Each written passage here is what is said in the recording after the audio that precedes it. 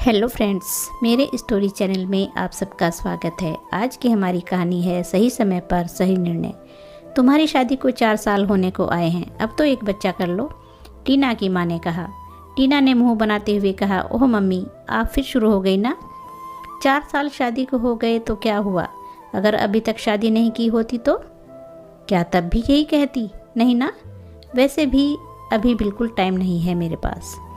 टीना की बात काटते हुए उसकी माँ सविता देवी ने कहा, मैं माँ हूँ इसलिए कह रही हूँ, कभी कभी किसी फैसले में ढील नहीं करनी चाहिए, वह भी कुदरती फैसलों में। उफ मम्मी, बस भी करो, आप भी और औरतों की तरह नैरो माइंडेड होती जा रही हो। मैं कब मना कर रही हूँ कि बच्चा नहीं करूँगी। बस 1 या 2 साल और, मैं और किशोर थोड़ा सेटल हो जाएं ताकि बच्चे को वक्त दे सकें और अपने बच्चे को वह सब दे सकें जो वह चाहे। ऐसे बच्चे करने का क्या फ़ायदा जिसे हम कुछ दे ही ना सकें, टीना ने थोड़ा अहम दिखाते हुए कहा।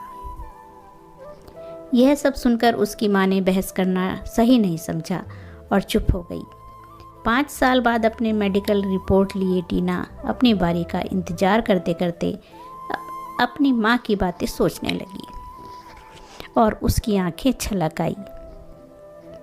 तभी किशोर आकर उसके पास बैठ गया और उसके कंधे पर हाथ रखकर सांत्वना देते हुए बोला, कुछ भी नेगेटिव मत सोचो, यह इस शहर के बेस्ट गायनी डॉक्टर हैं, जिनके कंसीव करने के रेयर चांस होते हैं, वह भी यहाँ से कंसीव करके जाते हैं। किशोर, हमारी शादी को 9 साल हो गए हैं, हम लोग तो बस कैरियर ओरिएंटेड हो गए थे, बच्चा कंसीव करने की बात को कभी सीरियस लिया ही नहीं। कोई बड़ा कहता भी तो अभी क्या जल्दी है कहकर टाल जाते थे। मुझे तो अब खुद पर गुस्सा आ रहा है। बन गई ना मैनेजिंग डायरेक्टर, मिल गई ना सारे जहाँ की खुशी। पागल थी ना उस समय, फितूर था सिर पर, कैरियर के उस मुकाम पर पहुँच जाऊँ जहाँ सिर्फ स्टेटस हो, पैसा हो। और अब टीना आगे बोलती, तब तक एक कंपाउंडर ने आकर आवाज़ दी, नेक्स्ट मिसेस सीमा। अपना नाम पुकारे जाने पर टीना और किशोर अंदर गए। डॉक्टर बोली, आपकी टेस्ट रिपोर्ट देखी, कोई मिसकैरेज हुआ है क्या? टीना बोली, मिसकैरेज तो नहीं, हाँ 2 बार अबॉर्शन करना पड़ा। गायनी फिर बोली, कोई प्रॉब्लम है या ऐसे ही अबॉर्शन करवाया? टीना झेंपते हुए बोली, मैं थोड़ा उस समय मेंटली प्रिपेयर नहीं थी, वर्किंग वुमेन हूँ, इसलिए अब बेबी चाह रहे हैं पिछले 1 साल से, पर कंसीव नहीं हो पा रही हूँ।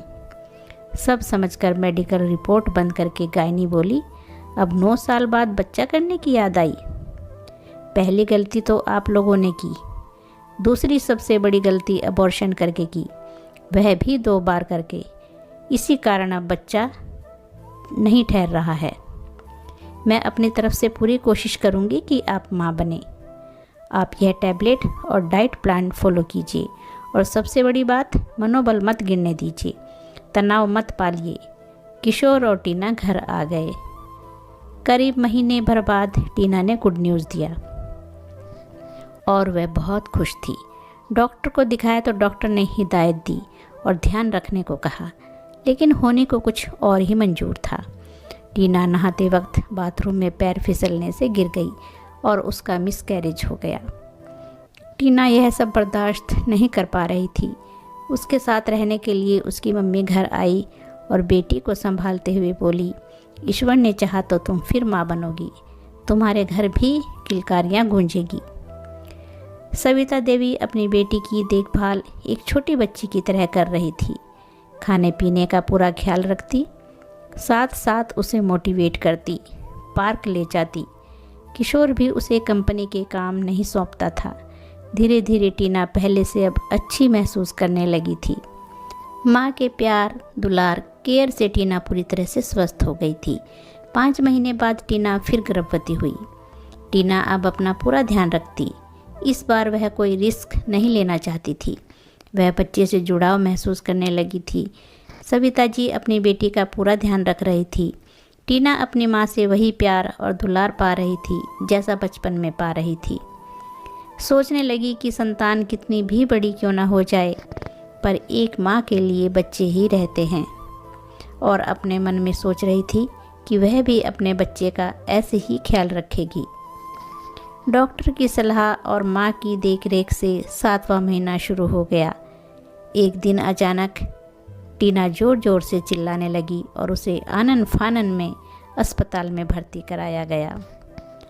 डॉक्टर ने तुरंत ऑपरेशन का आदेश दे दिया। गायनी डॉक्टर किशोर से बोली, आप फॉर्मेलिटी पेपर पर साइन कीजिए, माँ बच्चे में से किसी एक को ही बचा पाएंगे। यह सुनकर किशोर ज़ोर से रो पड़ा और रोते हुए बोला, मम्मी जी, कितने मन्नतों के बाद एक खुशी मिली थी और देखो कैसा ग्रहण लग रहा है। मैं बहुत खुश था। और यह कहकर वो रो पड़ा। काफ़ी कठिन ऑपरेशन के बाद डॉक्टर ने जच्चा बच्चा दोनों को बचा लिया। डॉक्टर बाहर आकर बोली, बधाई हो, बेटी हुई है।